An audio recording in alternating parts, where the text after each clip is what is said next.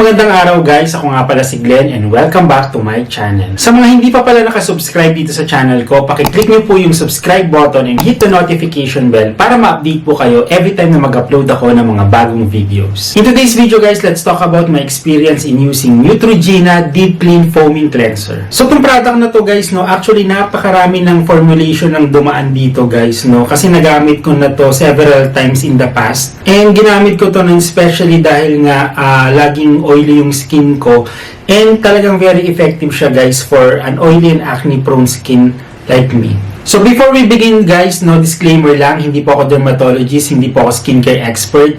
I-share ko lang po talaga sa inyo yung experience ko sa paggamit ko ng product na to. And this video is also not sponsored guys, but I bought this product using my own money. So without further ado, let's start our review. So first guys, yung price and availability niya, no. So ang price nito guys is 249 pesos and available to guys sa Watsons, sa Mercury Drug, sa mga department stores, sa mga groceries, and even dun sa mga nearby pharmacies. Available din to online guys. Available po to sa Shopee and available din po to sa Lazada. Okay, sa packaging niya guys, no, so nakalagay siya sa isang plastic tube na ganyan.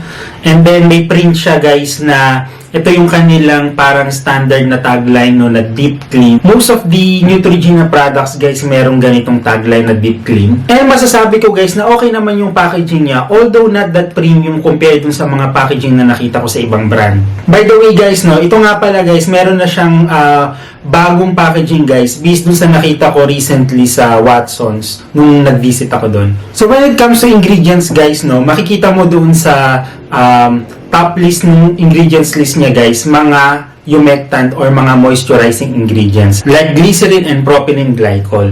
However guys, no, the rest of the ingredients guys, mostly mga surfactants. And this also contains fragrance guys. So itong product na to guys, wala siyang kahit anong active ingredients or wala din siyang mga natural or organic ingredients. So yung consistency ng product na to guys is very rich and creamy.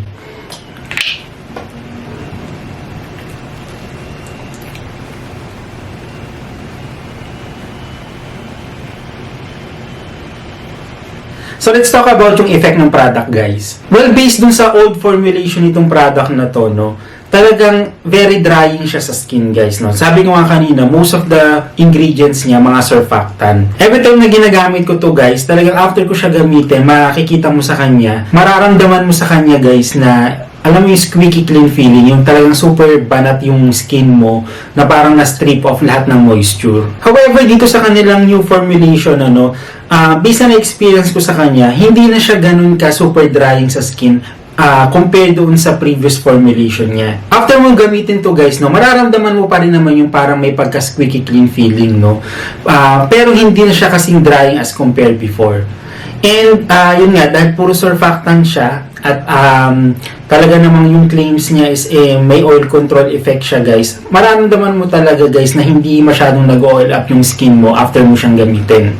Especially guys kung nasa air conditioned environment ka. Okay, yung verdict ko sa product na to guys, number one, this is good for someone who has oily skin guys, no. Katulad ko guys, no, kasi extremely oily yung skin ko. So every time na ginagamit ko to guys, talagang kung kailangan ko na makontrol yung oil sa face ko guys, this is a good product guys to control sebum production sa skin mo. This is recommended guys sa mga tao talaga na merong mga oily skin. However guys, no, kung hindi ka naman oily, this product's not for you. Then kung sensitive yung skin mo guys, avoid using this product as well.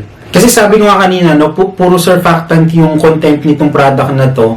Well, ang tendency talaga niyan guys, talagang ida-dry up niya yung skin mo. So kung nakaka-experience ka ng rashes, tsaka sobrang dry sa skin mo, this product is not for you.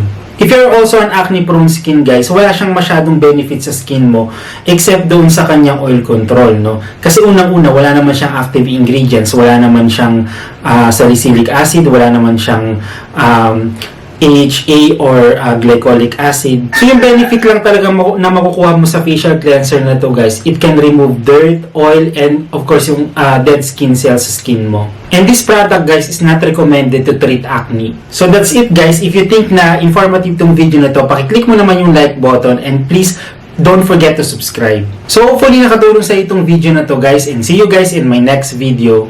Bye!